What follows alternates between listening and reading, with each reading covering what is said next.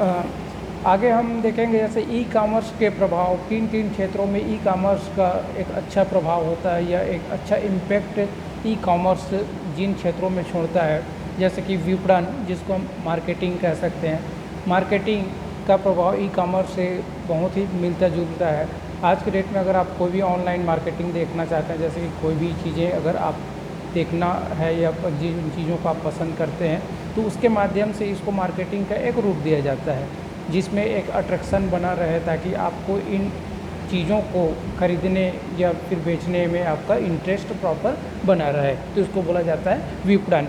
दूसरा, computer science में, विज्ञान के क्षेत्र में जैसे जैसे आप इंटरनेट का विकास हुआ है ना, जैसे कि 1980 के दशक में लगभग इंटरनेट प्रभावी हुआ, तब से लेकर के आज तक जैसे कि आप देखेंगे तो मार्केटिंग जो है एक प्रकार से ऑनलाइन का जो चलन स्टार्ट हुआ है 1980 के बाद से, कंप्यूटर का जब प्रभाव इंडिया में खास करके जब अच्छा प्रभाव इंडिया में इसका पड़ने लगा, उसके बाद से ई कॉमर्स का भी एक अच्छा एक शुरुआती जो दौर स्टार्ट हुआ।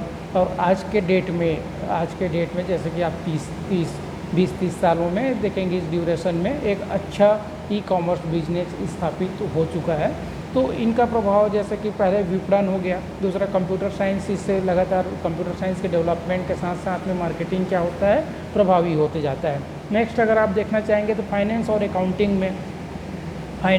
अकाउंटिंग में आजकल ऑनलाइन सारी चीज़ें, बैंकिंग ऑनलाइन है ना, मतलब जो भी कार्य अगर आपको कंप्यूटर से करना हो तो एक प्रकार से अब आप एक स्वतः ही कार्य न करके, जैसे कि किन्हीं चीज़ों का इंटरगेशन के फॉर्म में करना चाहते हैं, एक माध्यम के फॉर्म में करना चाहते हैं, तो इसके लिए एक अलग से प्लेटफॉर्म की आपको आवश्यकता नहीं पड़ती है, जैसे कि जब से इंटरनेट का विकास हुआ है। तो ये सारी चीज़ें प्रभाव किस में डालती हैं, ई कॉमर्स में। अगला अगर देखेंगे आप अर्थशास्त्र में, इकोनॉमी में आज मार्केट, आज शेयर है ना, किस तरीके से उतार चढ़ाव लेता है, इससे आपको प्रॉपर आपको क्या होता है, नॉलेज होता है, ताकि आप मार्केट की अच्छी स्थिति का ज्ञान प्राप्त कर सकें। अगला आता है प्रबंधन सूचना प्रणाली, जिसको बोला जाता है इंफॉर्मेशन मैनेजमेंट सिस्टम। ये बहुत इंपॉर्टेंट होता है। इंफॉर्मेशन मैनेजमेंट सिस्टम, किसी भी चीज़ों का या किसी भी सूचना का एक मैनेजमेंट करना, क्या कहलाएगा, मैनेजमेंट, इंफॉर्मेशन मैनेजमेंट सिस्टम। ये एक पिरामिड के तौर पे इसको आप समझ सकते हो। एक टॉप लेवल होता है और एक क्या होता है, बॉटम लेवल, और एक बीच का जो भाग होगा वो मिडिल लेवल। तो किसी भी उत्पाद को बनने में, है ना, इन 3 लेवलों का मुख्य योगदान होता है, टॉप लेवल, मिडिल लेवल और लो लेवल। लो लेवल में अगर आप देखेंगे तो एक पूरा एनालिसिस का कार्य होता है। एनालिसिस इन द सेंस उन चीज़ों को कैसे एकत्र किया जाए, जो इनपुट्स प्राप्त किए जाते हैं वो लो लेवल के कार्य होते हैं। इन इनपुट्स में कौन से इनपुट प्रभावी होंगे या किनको अगर विस्तार से लेना है किसी प्रोडक्शन में, तो ये कार्य कौन करता है, मिडिल मैनेजमेंट। और एक होता है टॉप मैनेजमेंट। टॉप मैनेजमेंट एक प्रकार से डायरेक्टरी होता है, एक डायरेक्शन का कार्य करता है कि इन चीज़ों का किस प्रकार से विस्तार किया जाए, किस प्रकार से उत्पाद को बढ़ाया जाए, तो इसको बोला जाता है प्रबंधन सूचना प्रणाली। ठीक है, मैनेजमेंट इंफॉर्मेशन सिस्टम। इसके कुछ फैक्ट होते हैं, जैसे एग्जीक्यूशन, एनालिसिस और फ्रंट एंड इन जो बैकअप होता है। तो एग्जीक्यूशन क्या होगा, मतलब ऊपर से नीचे, है ना, लो लेवल से टॉप लेवल में इनका एग्जीक्यूशन होना, ये एग्जीक्यूशन होगा। दूसरा, एनालिसिस का कार्य मैं पहले ही बता चुका हूँ कि लो लेवल में पूरे एनालिसिस का कार्य होता है। नेक्स्ट, ई कॉमर्स के कुछ इफेक्ट डालने वाले और कुछ तथ्य हैं, जैसे कि मानव संसाधन प्रबंधन में ह्यूमन रिसोर्स मैनेजमेंट।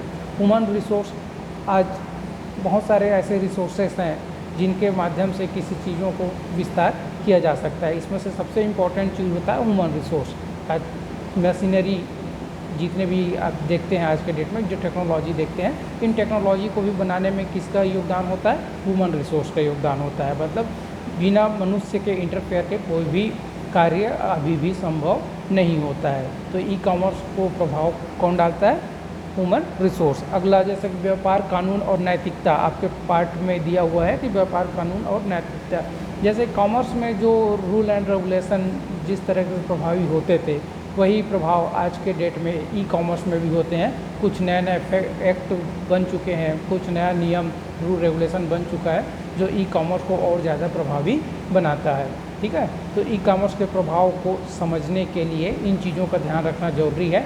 एक होता है मार्केटिंग, दूसरा होता है फाइनेंस अकाउंटिंग, कंप्यूटर साइंस और प्रबंधन सूचना प्रणाली, management information system, human resource, और लास्ट जो व्यापार को प्रभावी करने के लिए जो कानून होते हैं, जो एक्ट होते हैं, वो एक नैतिक फॉर्म में आज भी चलन में है। ठीक है।